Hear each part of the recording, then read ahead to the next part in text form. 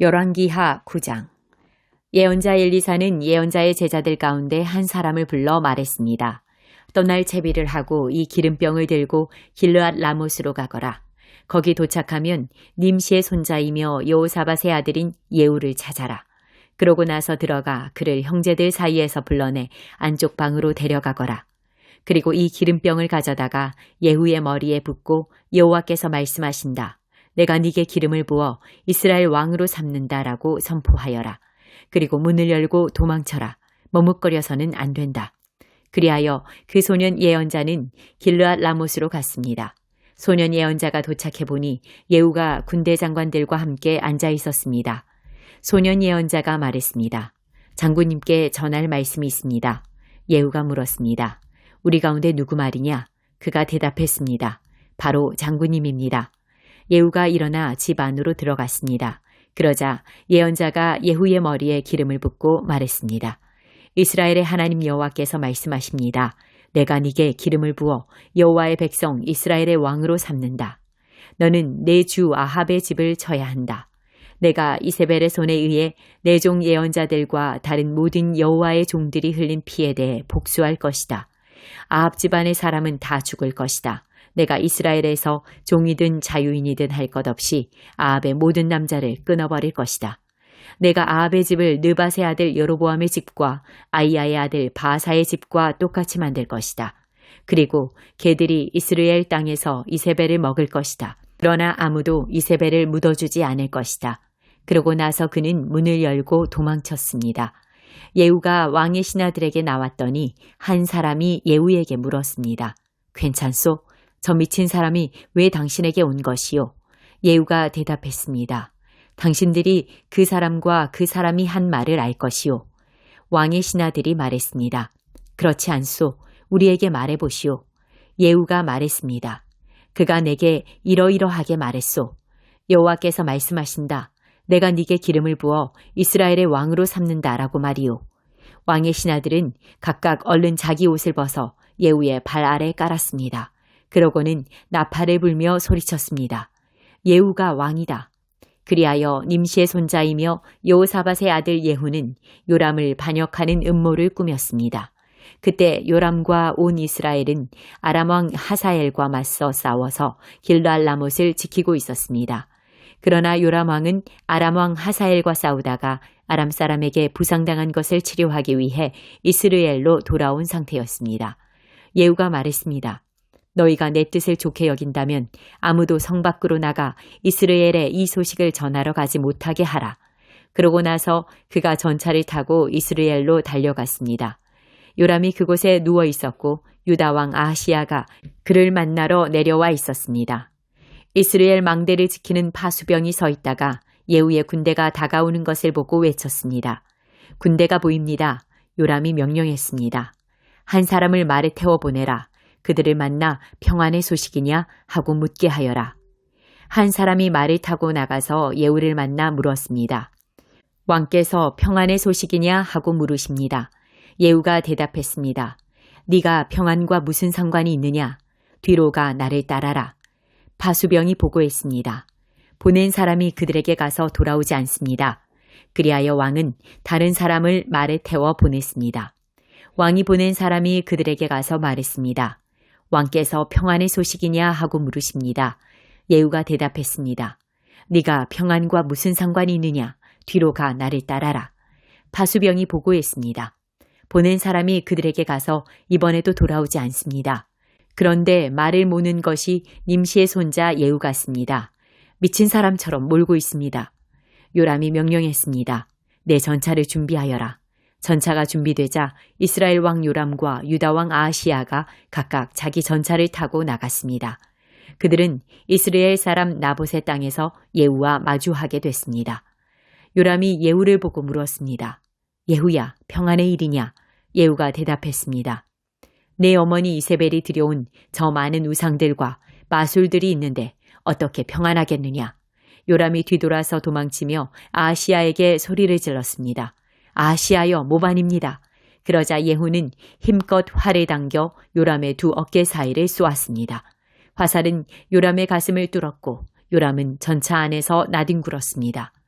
예후가 자기의 전차 사령관인 빗갈에게 말했습니다. 요람의 시체를 들어 이스라엘 사람 나봇의 밭에 던져라.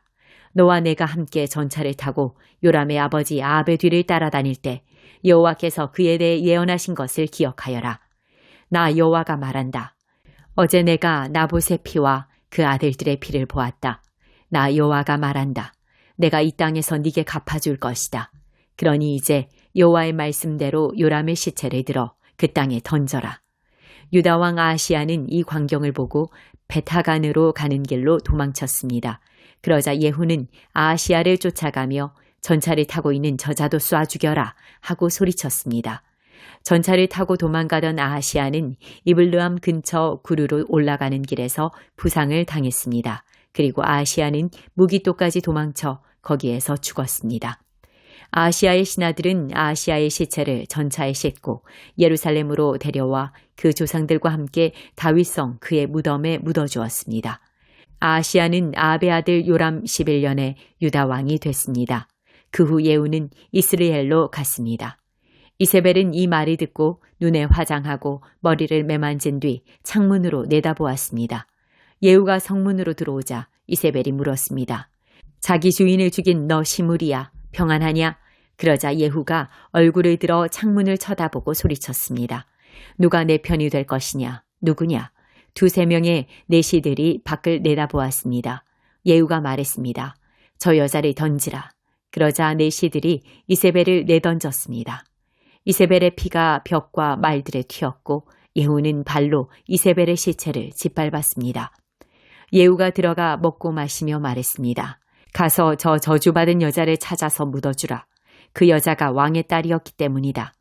사람들이 이세벨을 묻어주려고 나가 찾아보니 남은 것은 해골과 발과 손바닥뿐이었습니다.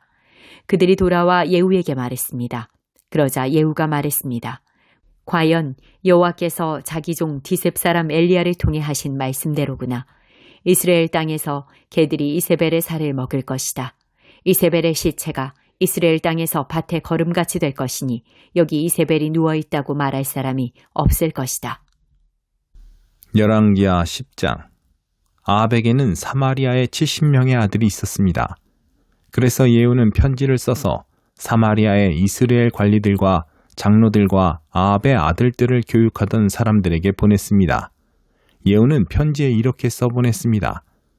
너희 주인의 아들들이 너희와 함께 있고 너희에게 전차와 말과 견고한 성과 무기가 있으니 이 편지가 너희에게 도착하자마자 너희 주인의 아들들 가운데 가장 뛰어난 사람을 뽑아 그 아버지의 왕위에 앉히고 너희 주인의 집안을 위해 싸우라.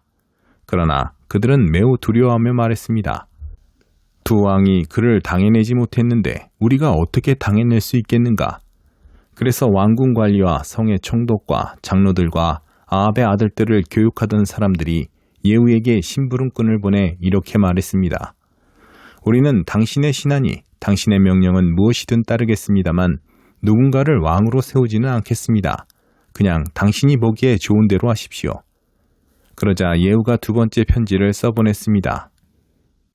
너희가 만약 내 편이 돼 내 말을 듣겠다면 너희 주인의 아들들의 머리를 가지고 내일 이맘때까지 이스라엘에 있는 내게로 오라. 그때 왕자들 70명은 자기들을 교육하던 그 성의 지도자들과 함께 있었습니다. 편지가 도착하자 그 사람들은 왕자 70명을 잡아다가 모두 죽이고 그들의 머리를 바구니에 넣어 이스라엘에 있는 예후에게로 보냈습니다.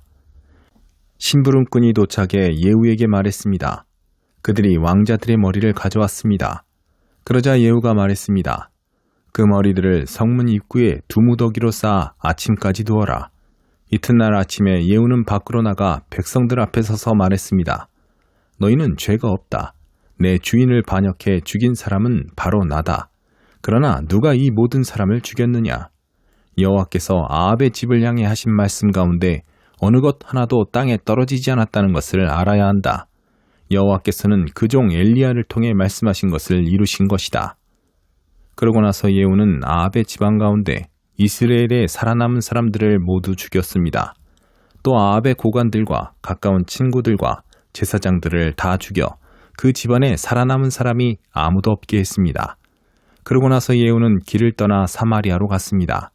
가는 도중 베데켓 하로임에서 예후는 유다왕 아하시아의 형제들을 만나게 됐습니다.